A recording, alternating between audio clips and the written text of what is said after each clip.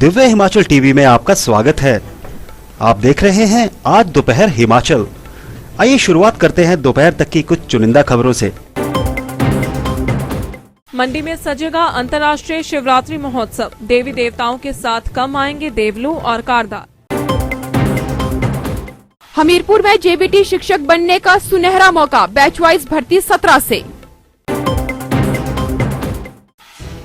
Karsog BDC की बैठक 1 फरवरी को, अध्यक्ष और उपाध्यक्ष की ताजपोशी के आसार। ऊना में वीर जवानों को शत शत नमन, मौन रख श्रद्धा सुमन अर्पित। सोलन में राष्ट्रपिता को शत शत नमन, शहरी कांग्रेस ने रखा मौन। अब समाचार विस्तार से। हर वर्ष की तरह इस बार भी मंडी जिला में अंतर्राष्ट्रीय महाशिवरात्रि महोत्सव हर्षोल्लास के साथ मनाया जाएगा। इसके साथ ही अंतर्राष्ट्रीय शिवरात्रि कार्यक्रम और मेलों के दौरान सरकार द्वारा कोविड-19 के तहत जारी की गई सभी गाइडलाइंस का पालन किया जाएगा। मंडी जिला शिवरात्रि कमेटी की बैठक शनिवार को बिपाशा सदन में हुई। बैठक की अध्यक्षता जिलाधीश व शिवरात्रि मेला समिति के अध्यक्ष ऋग्वेद ठाकुर ने की। शिवरात्रि महोत्सव के दौरान सरकार द्वारा जारी सभी गाइडलाइंस का ध्यान रखा जाएगा और देवी देवताओं के साथ आने वाले कारदारों व देवलुओं की संख्या भी कम से कम रखने की कोशिश की जाएगी। इस दौरान सभी कारदारों व देवलुओं को मास्क लगाना और सामाजिक दूरी का ध्यान रखना भी जरूरी होगा ताकि संक्रमण का खतरा पैदा न हो। आज हमारे प्रशासन का जन्मोत्सव है, उसमें मैं सरकार का और प्रशासन का धन्यवाद करता हूं कि उन्होंने शिवरात्रि को चलाने के लिए जो आज यहाँ अपना फैसला सुनाया। दूसरा, मार्च महीने 2020 से हमारी बीमारी यहाँ मंडी में फैली थी, जबकि बीमारी नवंबर 2020 में मंडी में पहुँच चुकी थी। हमारे मेले फरवरी 2020 में स्टार्ट हुए थे और मार्च तक, अप्रैल तक हमारे देवी देवता बड़े धूमधाम से यहाँ से गए और कोई भी बीमारी का चिन्ह नहीं थी।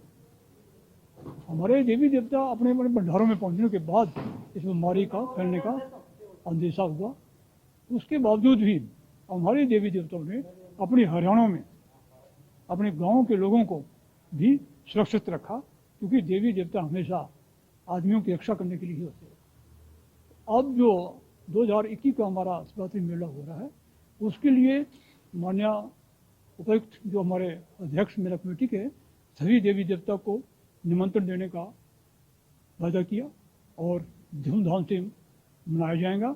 मैं मेरे कारदारों से अनुरोध है कि जो गवर्नमेंट द्वारा, सरकार द्वारा हिदायतें दी गई है, कोविड को देखते हुए इसका सभी पालन करेंगे और मैं कोशिश करूँगा कि अपने जितने भी कारदार हैं एक बैठक बुला के दोबारा इन देशों का पालन करेंगे।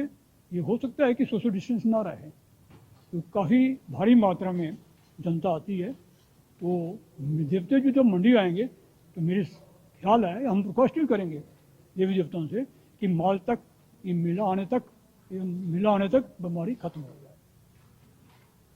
उपायुक्त ऋग्वेद ठाकुर ने कहा कि मेले के आयोजन को लेकर कमेटियों का गठन कर दिया गया है। इस मौके पर सर्व देवता समिति के जिला प्रधान शिवपाल शर्मा ने कहा कि शिवरात्रि महोत्सव के दौरान यह सुनिश्चित किया जाएगा कि देवी देवताओं के साथ जो देवलू और कारदार आएंगे उनकी संख्या पर अंकुश लगाया जाए ताकि संक्रमण का खतरा पैदा न हो।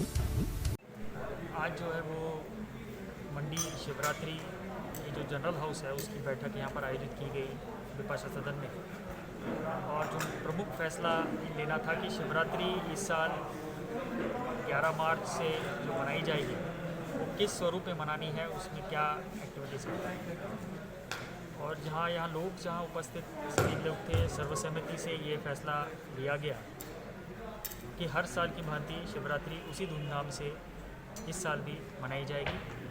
ज़रूर कोविड के लेकर जो चैलेंजेस हैं, जो SOPs हैं, इनमें हम इनका ध्यान रखना पड़ेगा और विशेष कुछ SOPs मेले के लिए हमें बनानी पड़ेगी, मेले की विभिन्न गतिविधियों के दृष्टि से बनानी पड़ेगी। इसमें आज मेला जिस तरह से आयोजन करने का फैसला लिया, साथ ही साथ सब कमिटीज़ का गठन किया गया और सब कमिटीज़ आगे भी देखेंगे कि हर एक्टिविटी जो होनी है उसमें जो स्थिति है कोरोना वायरस की, उसको देखते हुए कैसी एक्टिविटीज़ करी जाए।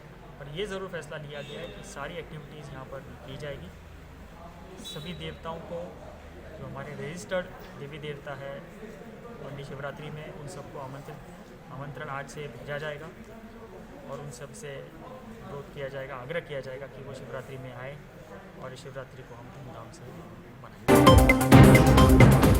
जिला हमीरपुर में जेबीटी शिक्षकों के 13 पदों पर बैच वाइज भर्ती के लिए 17 और 18 फरवरी को प्रारंभिक शिक्षा उपनिदेशक कार्यालय में साक्षात्कार लिए जाएंगे। प्रारंभिक शिक्षा उपनिदेशक ने बताया है कि 17 फरवरी को हमीरपुर जिला के पात्र अभ्यर्थियों के साक्षात्कार होंगे, जबकि 18 को अन्य जिलों के उम्मीदवार के इंटरव्यू लिए जाएंगे।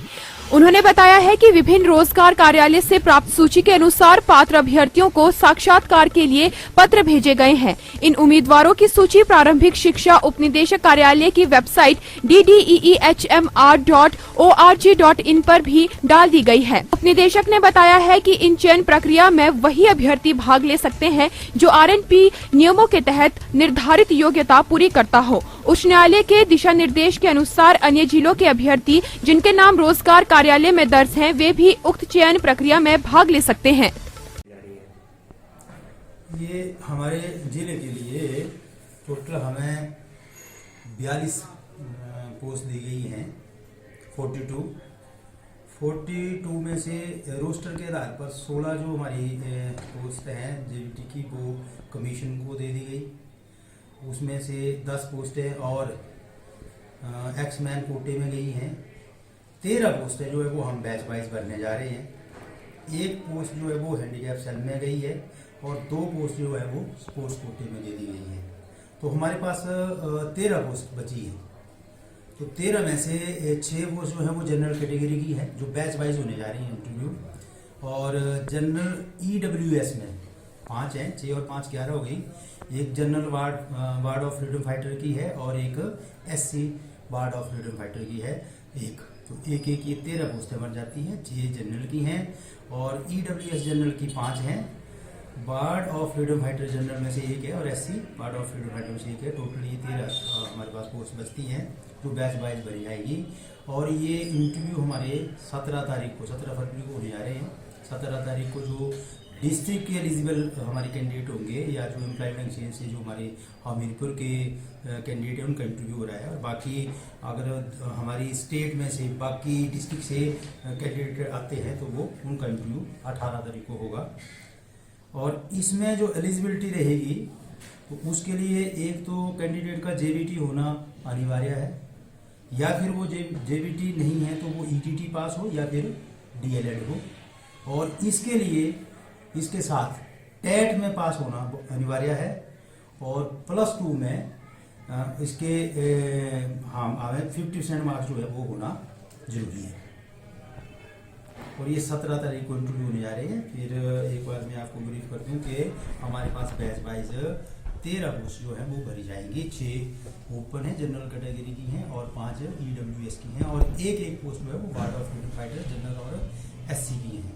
तो बाकी की पोस्ट जो वो कमीशन को या फिर सेल को दे दी गई है। तो हमारे पास सिर्फ 13 पोस्टें बनती हैं और 17 तारीख को इसके इंटरव्यू होने जा रहे हैं। डिस्ट्रिक्ट के बाद के जो भी कैंडिडेट होंगे वो 18 तारीख को अपीयर हो सकते हैं। और इसके लिए JBT होना या फिर DLED पास होना या ETT होना और साथ में ETT का होना जरूरी है। पंचायत समिति करसोग की पहली बैठक 1 फरवरी को होगी। इसमें पंचायत समिति करसोग के अध्यक्ष और उपाध्यक्ष की ताजपोशी हो जाएगी। SDM करसोग सुरेंद्र ठाकुर ने बताया कि पंचायत समिति करसोग के 24 वार्डों में जीतकर आए नवनिर्वाचित सदस्यों की पहली बैठक 1 फरवरी को उपमंडल अधिकारी नागरिक कार्यालय सभागार में रखी गई है। नियमों के अनुसार कोरम पूरा होने पर उसी दिन पंचायत समिति करसोग के अध्यक्ष व उपाध्यक्ष पद को लेकर भी चुनाव प्रक्रिया पूरी करवाई जा सकती है। बता दें कि पंचायत समिति करसोग के सभी सदस्यों को शपथ दिलवाई जा चुकी है और अब अध्यक्ष व उपाध्यक्ष पद को लेकर चुनाव करवाए जाएंगे। बैठक सुबह 11 बजे होगी। पंचायत समिति करसोग के जो चुनाव हैं उनकी जो है क्या शेड्यूल जारी किया गया और कहाँ होने हैं ये? पंचायत समिति करसोग के जो नए नवनिर्वाचित सदस्य हैं उनकी शपथ ग्रहण समारोह के साथ बाद जो उनके अध्यक्ष और उपाध्यक्ष की निर्वाचन किया जाना है वो हमारे जो कॉन्फ्रेंस हॉल है उसमें होगी और 1 तारीख को 11 बजे पहली बैठक पंचायत समिति की रखी गई है। इसमें अध्यक्ष और उपाध्यक्ष की नियुक्ति की जाएगी। धन्यवाद जी, बहुत बहुत। भारत की आजादी के संघर्ष में अपने प्राण न्यौछावर करने वाले वीर सपूतों की स्मृति में शनिवार को ऊना में 11 बजे जिलाधीश राघव शर्मा की अध्यक्षता में मिनी सचिवालय परिसर में 2 मिनट का मौन रखा गया। इस दौरान जिला के विभिन्न विभागों के अधिकारी और कर्मचारी शामिल हुए।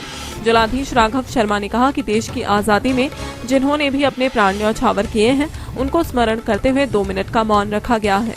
इस मौके पर ADC Amit Sharma, AC to DC Rekha, उद्योग महाप्रबंधक अंशुल धीमान सहित अन्य अधिकारी भी उपस्थित रहे।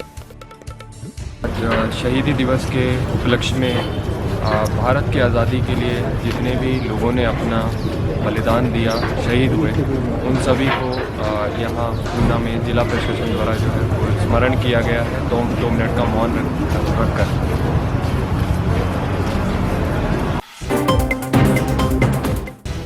राष्ट्रपिता महात्मा गांधी की 73वीं पुण्यतिथि पर शहरी कांग्रेस सोलन ने शनिवार को पुष्पांजलि अर्पित की। इस दौरान 2 मिनट का मौन रखकर बापू को श्रद्धांजलि दी गई।